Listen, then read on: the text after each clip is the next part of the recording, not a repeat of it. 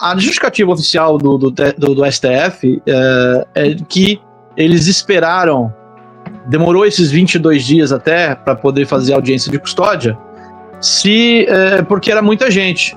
Mas a gente prova que é mentira, porque o ministro mandou esperar a soltura, ou seja, mandou esperar a audiência de custódia para que a equipe do TSE fizessem essas buscas informais. Olá, é Edu Carvalho, melhor canal de corte do YouTube. Ei, se você gosta do que eu faço, pensa nisso. Esse conteúdo só existe porque tem gente ajudando a manter. Com pouco mais de $5 por mês, você também pode contribuir.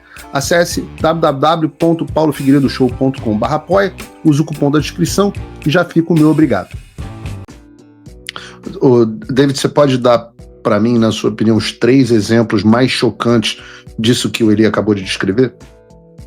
Sim, talvez o que me chamou mais nossa atenção no início foi o caso do Ademir Pinto. Ele é um vendedor ambulante, não é bolsonarista, chegou em Brasília no final do dia 8, ou seja, não participou dos atos do 8 de janeiro. Ele foi até o QG, localizado em Brasília, que o pessoal estava acampado lá há meses, protestando pacificamente. Inclusive o próprio Exército tinha emitido uma declaração de que eles estavam lá exercendo o seu direito à manifestação, eles estavam exercendo o seu direito à liberdade de expressão. E ele chegou lá para vender roupas. Ele é vendedor ambulante, tinha várias camisetas, conseguiu um dinheirinho, né, para conseguir pagar as contas dele.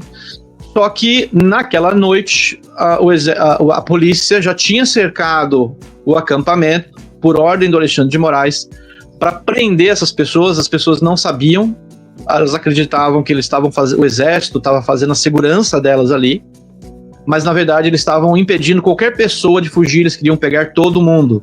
Qualquer pessoa que estivesse passando por ali estava dentro daquele cerco inevitável, inexorável. E no dia seguinte, da manhã do dia 9, eles enganaram essas pessoas dizendo para eles entrarem em ônibus e seriam enviados para casa, para a rodoviária, para irem para casa. Mas na verdade, eles foram enganados e enviados todos para a prisão. Para mim, eu acredito que o dia 9 de janeiro é ainda pior que o 8. O 8 já é horrível, né? Pessoas sendo acusadas de golpes de Estado, senhoras de idade, doentes, moradores de rua, sendo acusados de tentativa de golpe de Estado, atentado violento, entre outras coisas. Utilização de armas, né? O pessoal estava com um estilingue de bola de gude, né?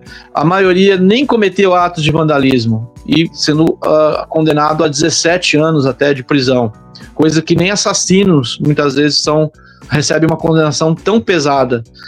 E a gente percebe, e no dia 9 de janeiro, eu acredito que é pior ainda, por mais que eles não tenham recebido penas tão altas quanto o 8 de janeiro, são pessoas que não fizeram e não participaram de absolutamente nada. E em muitos casos, pessoas que ficaram até 11 meses na prisão, que é o caso do seu Ademir. O caso 11 meses na prisão? Com base em nada, né? Com base em Claudio Miro, que foi 11 meses, o Ademir foram alguns meses, mas o Ademir Domingos Pinto da Silva usa uma tornozeleira eletrônica hoje. Perdão, isso. Aí ficou um ano com a tornozeleira, né, Li? Exatamente. Ele continua e foi negado o recurso recente do ano passado. Conta sobre o caso do Claudio Miro. Antes de falar do Claudio Miro, o que o David esqueceu de falar do Ademir Domingos é que qual é o conteúdo da certidão positiva, né? Primeiro, que a defesa jamais viu esse documento gerado lá dentro do TSE. Essa questão Desculpa te interromper, Eli, por uma questão de esclarecimento para a audiência, essa questão da certidão positiva, né? Até quero que vocês esclareçam quem é essa personagem, Cristina Kussahara. E eu não estou inventando o nome dela efetivamente é Cristina Kussahara, não é uma pegadinha. Porque ela foi uma responsável por pedir ao TSE e ao Talhaferro que separassem as pessoas detidas, que deveriam ficar presas, e quem deveria ficar solto depois desse episódio que o David descreveu agora no 8 e 9 de janeiro. Né? E ao que parece, sim, se a pessoa recebesse uma certidão positiva, ela era tratada já como culpada e seria presa. e se recebesse essa certidão negativa, apesar de não garantir, né, possibilitaria que a pessoa fosse solta. Exato. Isso é interessante explicar isso para a população, como é que funcionava isso, quais eram os critérios para decidir se a pessoa ficava ou não presa. O caso notório que vocês estavam falando do Ademir Domingos Pinto da Silva, esse preso por fazer postagens do Lula e o PT em 2018. Explica esse caso para a população, que esse é um pouco do cerne, né? É um pouco do ponto central chocante dessa reportagem da Vaza Toga. Perfeito. Após os atos do 8 de janeiro, o Alexandre de Moraes determinou o afastamento do governador do Distrito Federal e, na mesma ordem, ele ordenou que o Eduardo Talhaferro, então chefe do setor de contra a desinformação do TSE, realizasse uma investigação das pessoas presas, utilizando e incluiu que ele pudesse utilizar o sistema interno do TSE sem especificar o que era. Na sequência, então, foi criado um grupo de WhatsApp pela Cristina Yukiko Kusahara, que é chefe de gabinete do Alexandre de Moraes no STF. Pelo menos ela é o braço direito do Alexandre de Moraes e até hoje permaneceu incólume. Inclusive, a primeira vez que as pessoas viram a face dessa pessoa foi através da nossa reportagem, né? Nós incluímos lá no relatório, nas conversas. E a Cristina, ela é uma pessoa totalmente leal ao Alexandre de Moraes e, segundo fontes, vive 100% em relação a ele, apesar de ser uma servidora do Tribunal de Justiça de São Paulo. Fala, pessoal! Tá gostando desse vídeo? Não esqueça de deixar o seu like e se inscrever no canal Olavo Edu Carvalho para receber notícias quentíssimas todos os dias. Isso ajuda demais o nosso trabalho e o YouTube irá recomendar para mais pessoas. Paulo, concursada em São Paulo, ela foi cedida ao STF.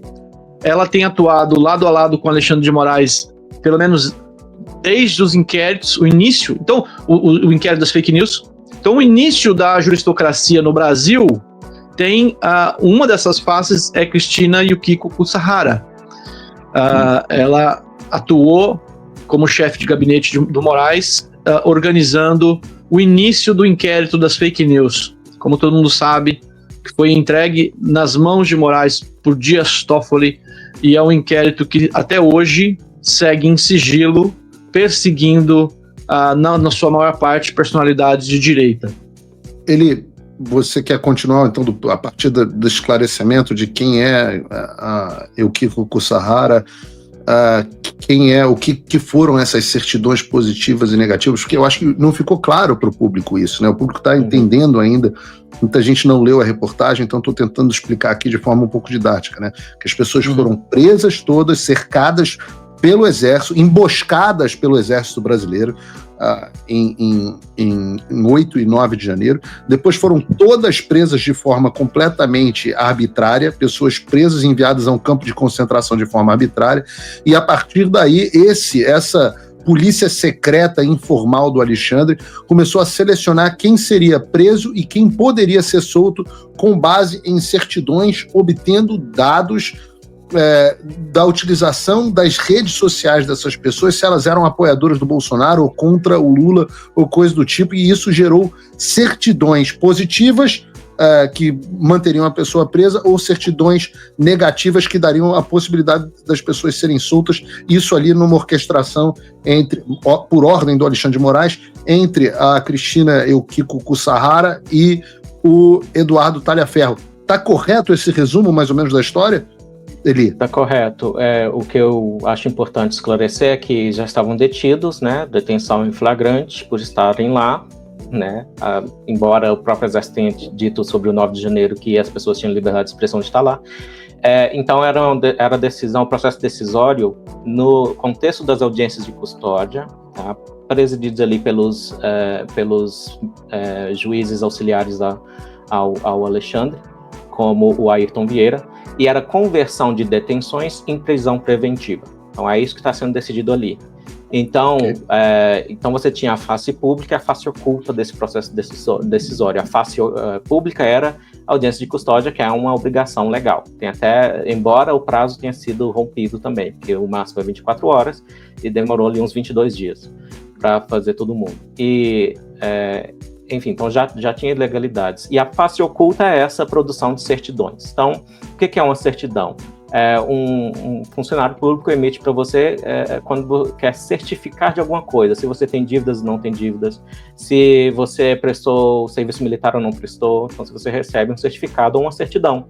Então eles estão ali certificando alguma coisa. E ficou na minha memória a reação de um advogado, a nossa reportagem, o que eles estavam certificando exatamente? Aí é algo vago porque não podiam dizer, estamos nos certificando de que essas pessoas são bolsonaristas. Estamos nos certificando de que elas têm este lado político. Então, eu tenho aqui até aberto no meu computador o modelo mandado pela Cristina e o Kiko Kuzahara para o grupo. Tá? Então, foi o próprio Tagliaferro que pediu, isso era à tarde do dia 13 de janeiro, quando o grupo estava recém-aberto, ele falou, você quer certidões? Me manda o modelo, então, de como você quer elas. Então, no topo está PET 10820, audiência, que é o inquérito lá, como é que chama, David? PET é a petição, né?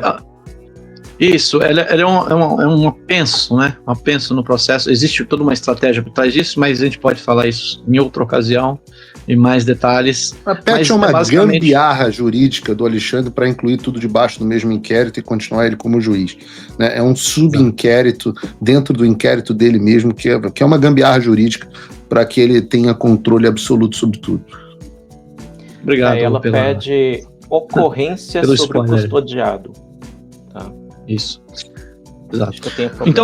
Então eles começaram a triar as pessoas que já estavam presas pelo 8 de janeiro e pelo 9 de janeiro. Como eu disse, muitas pessoas apenas porque estavam no lugar errado, na hora errada.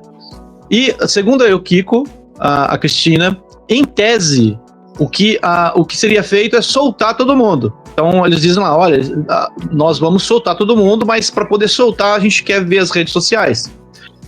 A justificativa oficial do STF é que eles esperaram, demorou esses 22 dias até para poder fazer a audiência de custódia, porque era muita gente.